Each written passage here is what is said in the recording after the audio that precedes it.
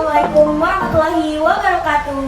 Halo kalian Fatana, selamat datang di Pokabem Podcast Asik bareng Bem. Aku Dia Putri Marani dan kali ini aku akan ditemani oleh seorang mahasiswi berprestasi yang telah mengikuti program magang NTI 360. Nanti kita akan kepoin sedikit nih tentang sosok ini, bagaimana perjuangan dan pengalaman sosok ini selama mengikuti program magang NTI 300 ini. Nah, langsung saja nih. Halo Kak. Halo ya. Dan ini adalah Kakak Utami Febriolanda dari angkatan 2019 Fakultas Peternakan Universitas Andalas. Nah, bagaimana nih Kak kabarnya sekarang? Alhamdulillah sehat, lagi sibuk skripsian juga. Semoga lagi lancar ya Kak. Amin. Dan Kakak ini sangat luar biasa, udah dapat lulus di program magang NTI 360. Jadi mau tanya sedikit nih Kak, sebenarnya apa sih itu NTI 360 ini? Oke, jadi program NTI 360 ini itu sebenarnya bukan program MBKM. Nah, program ini itu merupakan kerjasama antara NTCA, Northern Territory Cattlemen Association yang ada di Australia, dengan ISPI, Ikatan Sarjana Peternakan Indonesia, yang memberikan kesempatan kepada mahasiswa-mahasiswi di seluruh Indonesia untuk belajar langsung mengenai sistem peternakan yang ada di Australia. Karena seperti yang kita tahu bahwa Australia itu merupakan eksportir terbesar bagi kita. Nah, hampir 90% daging dari Australia pun diekspor ke Indonesia. Nah, Indonesia pun mengekspor daging terbesar itu dari Australia. Wah, ini berarti ini program internasional ya Kak? Ya, benar sekali. Wah, dan Kakak ini dapat lulus di sana. Mungkin ini sebuah inspirasi juga ya teman-teman bagi KM Paternak. Ini nih Kak, kenapa Kakak memilih program NTI 300 ini dari sekian banyak program MBKM ini? Oke. Nah, balik lagi karena dia bukan program MBKM. Jadi program ini tuh bisa memberikan pelajaran secara langsung. Jadi kita sebagai mahasiswa tuh ngerti, apalagi kita sebagai mahasiswa peternakan. Selama ini kan belajar di kampus, belajar praktikum apa segala macam. Nah, di Australia ini kita mendapatkan pengalaman itu secara langsung. Bahkan dalam satu peternakan mereka bisa mengelola 7.500 ekor sapi. Nah, itu pengalaman yang tidak akan kita dapatkan di Indonesia, bukan? Nah, bahkan ada beberapa peternakan yang mengelola hampir ratusan ribu sapi dengan luas wilayah 1 juta kilometer persegi. Nah, makanya itu memang benar-benar pengalaman yang tidak bisa kita dapatkan di Indonesia. Nah, pengalaman ini kan juga pengalaman guru yang paling ini ya, guru yang paling terbaik ya, paling dekat juga. Bahkan mereka juga kalau mengelola peternakannya menggunakan helikopter. Karena saking besarnya tempat yang dikelola tersebut. Itulah keunikan. Berarti Kakak selama di sana tuh kegiatan itu menjadi seorang peternak Australia ya Kak? Iya, benar. Nah, apa aja sih Kak kegiatannya menjadi seorang peternak Australia Kak? Kegiatannya tuh mulai dari processing sapi-sapinya yang akan kita ekspor ke Indonesia, terus kita 100 sapi, kemudian monitoring sekitar lahan, pedok-pedok, mereka juga bagian ke masing-masing pedok yang ada isinya berbagai jenis sapi, mulai dari winner, heifer atau sapi darah, terus steer, sapi jantan, bull, dan masih banyak lagi. Nah, memberikan suplemen mereka, kemudian digembala, di mastering namanya tuh biasanya kita pakai kuda. Kalau nggak pakai kuda, pakai jeep, mobil, kalau pakai motor, atau bisa juga pakai motor. Keren sekali Kak. Itu pengalaman yang sangat-sangat berkesan ya Kak? Benar. Dari sekian banyak kegiatan yang Kakak lakukan di sana, ada nggak Kak halangan yang Kakak hadapi di sana? Salah satu halangan terbesar tuh etos kerja. Oh, Benar, etos kerja para peternak-peternak di Australia, khususnya di Northern itu luar biasa sekali. Mereka itu mulai kerja dari jam 6 pagi, kemudian kita selesai di jam 9 malam. Dan itu kita berdiri di processing cattle namanya. Processing itu biasanya kita bentailing, vaksin, kemudian ada pregnant test, monitor monitor yang biasa di sekolah seperti itu. Kemudian mereka yang terbiasa dengan budaya bekerja sangat cepat. Jadi apalagi kan saya sebagai seorang mahasiswa kan tidak terbiasa bekerja seperti itu. Jadi sesampainya di sana cara berjalan saya dengan mereka itu sangat berbeda. 5 langkah mereka itu 1 langkah saya. Gitu. Beda aja ketinggalan. Benar, itu hambatan yang ini. Tapi alhamdulillahnya itu menjadi apa ya, menjadi penambahan value ya. Ini sebuah sebagai pembalap wanita yang Sekali ya Kak. Mungkin selama Kakak mengikuti kegiatan-kegiatan di sana dan mengalami kendala yaitu tadi etos kerja Kakak, pasti Kakak mendapatkan benefit yang nggak mungkin sedikit kan? Itu pasti memiliki nilai yang tinggi kan Kak? Itu merupakan suatu batu loncatan yang tinggi juga Kak bagi Kakak. Nah, untuk benefit sendiri itu sangat banyak ya. Seperti yang kita tahu, yang paling pertama itu adalah relasi, bertemu dengan 19 orang peserta hebat lainnya dari berbagai universitas di Indonesia.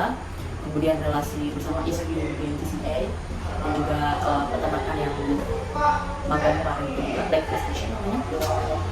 Kemudian juga belajar secara langsung mengenai sistem peternakan yang ada di Australia. Jadi kita sebagai konsumen ini tahu nih seperti apa sapi-sapi yang kita konsumsi, dari mana asalnya, dari mana mereka memprosesnya. Kemudian juga jalan-jalan Sama dari Kakak. iya, jalan-jalan di Alice Spring. Kita di Alice Spring banyak ketemu situasi di Australia, aborigin. Wah, aborigin. Iya, jalan-jalan juga ke pantai, menyusuri Alice Spring, bebatuan yang indah lah pokoknya. Jadi karena udah semester 8 pasti udah kepikiran nih nantinya apa, karir gimana. Yang belum saya buat, cuman pengalamannya gak mungkin. Gimana sih kita bakal bisa direkrut sama shuttle kan? Kalau gak punya pengalaman yang saya. Lalu termasuklah sama beberapa orang rekan juga, satu orang dari kita bertiga, satu orang dari mahasiswa dari S2 Fakultas Peternakan. Dia salah satu awal dia PDP kita. Dan salah satu juga rekan saya dari anak asrama juga, dia nggak mau sebutin namanya.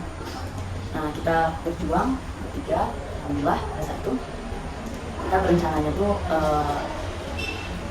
target kita tuh bukan bagaimana nih, target kita tuh lebih dari itu. Nah, jadi kita mulailah mencoba beberapa hal. Dari kita ikut pengabdian, alhamdulillah pada saat itu kita kerjasama dengan dompet kita. Kita pengabdian di daerah Pariaman. Kemudian juga kita terlibat beberapa hal untuk kita lakukan. Nah, pada suatu ketika datang program ini, undangan dari ISP dari Fakultas Peternakan, kita menyambut baikkan tersebut. Kemudian kita daftar, kita banyak tim juga sama Pak Asmanan, sama dan kita. Bapak itu sangat baiklah, beliau sharing kita, beliau banyak kita gimana sih kita yakin nggak sama peternakan ke Australia. Nah, dan juga seperti kita tahu bahwa ini pekerjaan ya, pekerjaan berat pekerjaannya sangat. Beliau make sure, kamu yakin nggak? Kamu cewek gitu. Terus yakin Pak. Yakin. Kita ikut kita sempat bimbel juga terus bimbel bahasa Inggris. Kemudian nah, rekan-rekan yang bertiga tadi kita rajin adain pertemuan. Kita latihan. Iya, untuk kita masuk bareng, atau kita latihan bahasa Inggris bareng, seperti itu. Nah, itulah juga yang membantu, salah satu hal yang membantu saya untuk bisa masuk program ini. Yang awalnya kita ikut tesnya dipilih oleh alumni dari undangan tahun sebelumnya, dari wawancara. Kemudian juga kita diwawancara oleh dari pihak ISP yang langsung datang wawancara dalam bahasa Inggris. Pada saat itu ditanya mengenai motivasi, mengenai apa yang akan, bagaimana kebermanfaatan program ini, apa yang kita akan lakukan selanjutnya, seperti itu.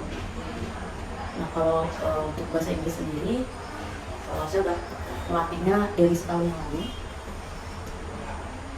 Latihannya seperti, jadi pada saat kita berlatih bahasa Inggris, karena bahasa Inggris itu bukan cuma TOEFL, IELTS, segala macam. Banyak orang yang hebat dalam TOEFL, IELTS, karena mereka tidak mampu speaking. Nah, padahal speaking ini merupakan salah satu jembatan kita untuk komunikasi. Kebanyakan bukan semua orang terkendala padahal satu sisi dia hebat di teori ini. Nah, itulah juga yang saya rasakan kemarin kenapa tidak sangat into melatih speaking. Ini awal-awal waktu dia asal dia sempat banyak diemnya karena takut ngomong seperti itu. Jadi speaking udah saya latih dari setahun yang lalu, mulai dari mendengarkan podcast, mulai dari bicara sama diri sendiri di depan cermin. Bicara aja, karena apa ya, hal itulah yang melatih kita. Melatih karena apa yang kita lihat, apa yang kita ucap, apa yang kita dengar jadi satu kesatuan. Nah, kalau kita speaking di depan cermin, kita ucap, kita dengar, kita lihat. Itu makin lama ya, untuk pocket dan segala macam. Coba nonton film juga, nonton film atau gitu. Jadi partner dan cara berbahasa Inggris ini emang harus dilatih dari sebelum kita ikut ya keluar negeri ya. Dan dia dengar dari kakak sendiri tentang bagaimana perjalanan kakak sama partner kakak melakukan meeting dengan dan speaking bersama-sama, dan itu mungkin juga dapat menambah atau membantu kakak dalam berbahasa Inggris, dan juga itu udah adalah jembatan juga kan kak, ingin ikut ini dan support system juga kan kak, dapat lulus lah di program magang ini kak. Dan juga jadi bagi teman-teman yang mungkin bingung nih kayak nggak pede dalam berbahasa Inggris, TOEFL-nya nilainya masih rendah, dengerin kata kakak Tami tadi, kita dapat mengambil kesimpulan bahwa teori itu bukan segalanya, dan speaking itu adalah jembatan kita dalam berinteraksi dan berkomunikasi, dan itu paling penting juga kan kak untuk kita latih.